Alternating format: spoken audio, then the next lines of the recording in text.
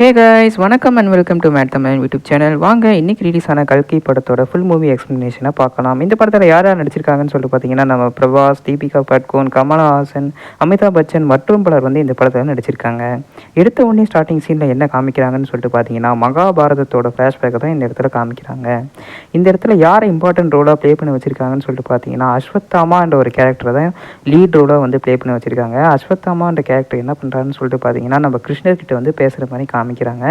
இந்த யுகத்தில் எப்படியாவது உன்னை அழிச்சாகணும்னு சொல்லிட்டு இருக்கும்போது பார்த்தீங்கன்னா, உனக்கு நான் ஒரு சாபம் தரேன்னு சொல்லிட்டு, உனக்கு அழிவுதானவனா நீ வாழ்வ, என்னோட அடுத்த ஜென்மத்தில் நீ தான் என்னோட பாதுகாவலனாக இருக்குன்னு சொல்லிட்டு அஸ்வத்தாமாவுக்கு ஒரு சாபத்தை கொடுத்துட்டு, அந்த யுகத்தில் வந்து நானும் அழிஞ்சிருவேன், கூடி சீக்கிரம் வந்து கிருஷ்ணர் என்ன பண்ண போகிறான்னா ஒரு புது அவதாரம் எடுக்க போகிறேன் கலியுகத்தில், அதுக்கு நீ தான் எனக்கு பாதுகாவலனாக இருக்குன்னு சொல்லிட்டு அஸ்வத்தாமாவோட நெற்றிக்கண் மாதிரி ஒரு சக்தி இருக்கும், அதை வந்து எடுத்துக்குவார். உனக்கு தேவைப்படுற நேரம் அப்போ அது உனக்கு வந்து சேருன்னு சொல்லிட்டு அப்படியே நம்ம கதையை வந்து ஸ்டார்ட் பண்ணுறாங்க. கதையை ஸ்டார்ட் பண்ண உடனே என்ன ஆகுதுன்னு சொல்லிட்டு பார்த்தீங்கன்னா, காசியை தான் வந்து காமிக்கிறாங்க. காசி தான் வந்து ஃபஸ்ட்டு சிட்டி லாஸ்ட்டு சிட்டியும் அதே தான் அப்படின்னு சொல்லிட்டு காமிச்சிட்டு எடுத்த உடனே வந்து என்ன பண்ணுறாங்கன்னு சொல்லிட்டு பார்த்தீங்கன்னா, ஃபெர்டிலிட்டி, அதாவது வந்து பார்த்தீங்கன்னா கர்ப்பமாகறதுக்கு தேவையான பெண்கள் யார் இருக்காங்களோ அவங்களா பார்த்து தேடி கண்டுபிடிச்சி வேட்டையாடிக்கிட்டு இருக்காங்க. ஏன்னு தெரியல. இதெல்லாம் எதுக்காகன்னு சொல்லிட்டு பார்த்தீங்கன்னா, காம்ப்ளெக்ஸு சுப்ரீம்னு சொல்லிட்டு ஒரு விதமான இடம் இருக்கும். அந்த இடத்துல தான் இருக்கிற நேச்சுரல் ரிசோர்ஸஸ் எல்லாத்தையும் வந்து அந்த இடத்துக்குள்ளே வந்து அடைச்சி வச்சுருப்பாங்க. ஓகேவா? அந்த மாதிரி தான் இருக்கும். அந்த இடத்த வந்து கட்டி வச்சுருப்பாங்க. அதுக்குள்ளே போகணுன்னு தான் நிறைய பேர் வந்து பவுண்டின்ற பேரில் யூனிட்ஸ் அப்படின்றது ஒரு காசு மாதிரி அதை வந்து வச்சு நிறைய பவுண்டி இருக்கிறவங்க, உதாரணத்துக்கு 1 மில்லியன் பவுண்டி இருக்கவங்க அந்த காம்ப்ளெக்ஸ்குள்ளே போகலாம் அப்படின்ற மாதிரி ஒரு ரூல்ஸும் சட்டத்திட்டமும் கொண்டு வந்துருவாங்க. இதை தெரிஞ்சுக்கிட்டு என்ன பண்ணுறாங்கன்னு சொல்லி பார்த்தீங்கன்னா, மக்கள் சில பேர் வந்து பவுண்டிக்காகவும் யூனிட்ஸுக்காகவும் நிறைய பேர் வந்து வேட்டையாட ஆரம்பிப்பாங்க. பெண்களையும் சரி எல்லாரையும் சரி. அப்படி ஒவ்வொரு ஃபர்டிலிட்டி இருக்கிற பெண்களையாக கூப்பிட்டு போய் இருக்கிட்டு இருக்கும்போது பார்த்தீங்கன்னா, நம்ம ஹீரோயின்ஸ் எல்லாத்தையும் வந்து பிடிச்சிட்டு போயிட்டு அந்த மாதிரி இடத்துக்கு கூப்பிட்டு போய் விட்டுருவாங்க. ஓகேவா? இந்த நிலைமையில் யாராவது ஒருத்தர் வந்து இந்த கடவுளோட ஒரு சக்தி இருக்கிறவங்க யாராவது ஒருத்தர் பிறக்கிற மாதிரி இருந்தால் அவரை காப்பாற்ற வேண்டிய கடமை வந்து அஸ்வத்தாமருக்கு வந்து இருக்கிறதா வந்து குறிப்பிட்டிருக்காங்க. அப்படி இருக்கும்போது பார்த்தீங்கன்னா, நம்ம ப்ரூனல் தாகூர்னு பார்த்தீங்கன்னா அந்த நிலைமையில் கர்ப்பமாக இருப்பாங்க. அவங்களுக்கு உண்டான குழந்தை தான் ஒருவேளை கடவுளோட குழந்தையும் டெஸ்ட் பண்ணி பார்க்கும்போது இல்லை, அவங்க இல்லைன்னு கண்டுபிடிச்ச உடனே பார்த்தீங்கன்னா அவங்கள வந்து அழிச்சிருவாங்க. சரின்னு சொல்லிட்டு இந்த சுப்ரீம்ன்றது யார் அப்படின்னு சொல்லிட்டு ஒரு கிளைமேக்ஸில் வந்து காமிக்க ஆரம்பிப்பாங்க.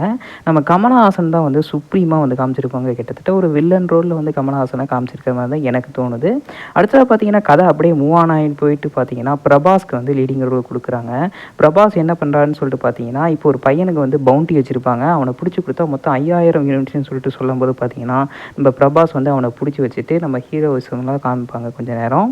அதுக்கப்புறம் பார்த்தீங்கன்னா என்ன நடக்குதுன்னா, நிஜமாலே அந்த காம்ப்ளெக்ஸ்குள்ளே என்ன தான் நடக்குதுன்னு சொல்லிட்டு பார்த்தீங்கன்னா, நிறைய கர்ப்பமான பெண்களை வந்து எடுத்து வச்சுட்டு அவங்களுக்குள்ளே இருக்கிற ஒரு விஷயமான இன்க்ரீடியன்ட்ஸ் வந்து எடுக்கிறது மாதிரி அவங்களுக்குள்ளே இருக்கிற குழந்தையோட சக்தியை பார்த்தீங்கன்னா எடுத்துகிட்டு போய் இந்த சுப்ரீம்ன்ற ஒரு ஆட்களை வந்து கொடுத்து அவரை வந்து வலிமைப்படுத்துறதுக்காக முயற்சி பண்ணிக்கிட்டு இருப்பார், இளமையாக ஆகிறதுக்குன்னு நினைக்கிறேன். அடுத்த செகண்ட் பார்த்தீங்கன்னா நம்ம வில்லன் என்ன பண்ணுறாருன்னு சொல்லிட்டு அப்படியே கதையை மூவ் ஆன் பண்ணி காமிச்சிட்டு இருக்கும்போது பார்த்தீங்கன்னா திடீர்னு நம்ம தீபிகா படுகோன் தான் இந்த படத்தில் வந்து ஹீரோயினாக ப்ளே பண்ணியிருக்காங்க. இந்த படத்தில் என்ன பண்ணுறாங்கன்னு சொல்லிட்டு பார்த்தீங்கன்னா, நம்ம தீபிகா படுகோனோட வயிற்றில் தான் கடவுள் வந்து அவதரிக்கிற மாதிரி வந்து இந்த இடத்துல எடுத்து வச்சுருக்காங்க. 5 மாதம் வந்து ப்ரெக்னெண்ட்டாக இருக்கும்போது பார்த்தீங்கன்னா அவங்களுக்கு மட்டும் பாசிட்டிவே காமிக்காது. ஏன்னா வந்து இந்த 150 நாட்களான ஒரு ப்ரெக்னன்சி இருக்கிற ஒரு லேடியோட கருவை தான் வந்து யூஸ் பண்ணிக்கிட்டு இருப்பாங்க. அந்த மாதிரி யாருமே இது வரைக்கும் அதிக நாள் தாக்கு பிடிச்சதில்ல. ஆனால் நம்ம தீபிகா படுகோன் மட்டும் பார்த்தீங்கன்னா 150 நாள் கடந்தும் வந்து அவங்களுக்கு வந்து ப்ரெக்னன்சியில் பத்திரமா ஒரு ஆரோக்கியமான குழந்தை வர்றதை பற்றி எல்லோரும் ஆச்சரியப்படுவாங்க. எந்த டெஸ்ட்லையும் மாட்டாமல் இருக்கும்போது பார்த்தீங்கன்னா திடீர்னு ஒரு நாள் அவங்களோட ஃபர்டிலிட்டி எடுக்கலான்னு சொல்லிட்டு ட்ரை பண்ணும்போது பார்த்தீங்கன்னா அவங்களுக்குள்ளேயே இருக்க ஒரு ஸ்பை பார்த்தீங்கன்னா அவளை காப்பாற்றி கூப்பிட்டு போய் மறுபடியும் அவரோட கிராமத்துக்கு வந்து ஒப்படைக்க ட்ரை பண்ணுவாங்க. இதுக்கடையில் அஸ்வத்தாமனுக்கு தன்னோட பவர்ஸ் எல்லாம் திரும்ப வந்து என்ன பண்ணுவான்னா, நம்ம அமிதாப் பச்சன் தான் அஸ்வத்தாமனா வந்து இந்த இடத்துல ரோல் ப்ளே பண்ணியிருப்பார். பவர்ஸ் எல்லாம் திரும்பி வந்து நம்ம கிருஷ்ணர், அதாவது இந்த அவதாரத்தில் பார்த்தீங்கன்னா கல்கி அவதாரம்னு சொல்லிட்டு குறிப்பிடுவாங்க.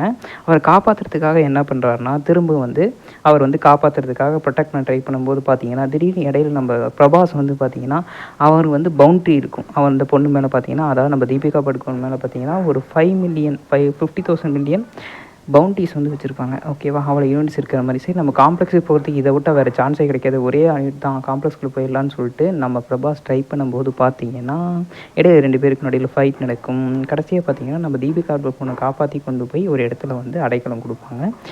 அந்த இடத்துல பார்த்திங்கன்னா திடீர்னு அதுக்கு அடையாளமாக வந்து மழையெல்லாம் பெய்ய ஆரம்பிக்கும். நம்ம தீபிகா படுகோனை காப்பாற்றுறதுக்காக நம்ம அஸ்வத்தாமன் பார்த்திங்கன்னா போராடுவார். கிளைமேக்ஸில் வந்து சுப்ரீம் கிட்ட ஒப்படைக்கணும்னு சொல்லிட்டு வில்லன்கிற டீம் வந்து நிறைய போராடி எப்படியாவது கூட்டு போகணும்னு சொல்லிட்டு ட்ரை பண்ணுவாங்க. கிளைமேக்ஸில் தான் பார்த்தீங்கன்னா ஒரு அல்டிமேட்டான ட்விஸ்ட்டை வந்து ரிவீல் பண்ணுவாங்க. அதாவது நம்ம பிரபாஸோட முன் ஜென்மத்தில் என்னவா இருந்திருப்பாரு அப்படின்னு சொல்லிட்டு பார்த்தீங்கன்னா, நம்ம பிரபாஸ் தான் கர்ணன்னு சொல்லிட்டு இன்ட்ரடியூஸ் பண்ணி வைப்பாங்க. நிஜமாலே அந்த கிளைமேக்ஸ் வந்து நிஜமாலே கூஸ் பம்மாக இருந்துச்சுப்பா. ஓகேவா? அஸ்வத்தாமன் கடைசியில் நீ யாருன்னே தெரிஞ்சுக்கிறதுக்கு முன்னாடியே பார்த்தீங்கன்னா, நம்ம பிரபாஸ் என்ன பண்ணுவான்னா, தீபிகா படுகோனை எங்கேயோ ஒரு இடத்துக்கு கூட்டு போகிற மாதிரி காமிச்சு, கடைசியாக கமலஹாசன் அந்த தீபிகா படுகோன்லேருந்து எடுத்த ஒரே ஒரு எசன்ஸை யூஸ் பண்ண உடனே பார்த்தீங்கன்னா, அந்த சுப்ரீம்னு சொல்லுவார்ல நம்ம கமலஹாசன் பற்றி இளமையாக மாறுற மாதிரி காமிச்சிட்டு, இந்த தூரம் நானே வேட்டையில் இறங்குறேன்னு சொல்லிட்டு, அப்படியே இது ஒரு சினிமேட்டிக் யூனிவர்ஸாக மாற்றி இந்த படத்தை முடிச்சிருக்காங்க. ஓகே, இந்த கதை பிடிச்சிருந்தா லைக் பண்ணி, ஷேர் பண்ணி, சப்ஸ்கிரைப் பண்ணுங்கள். See you in the next video. Bye guys.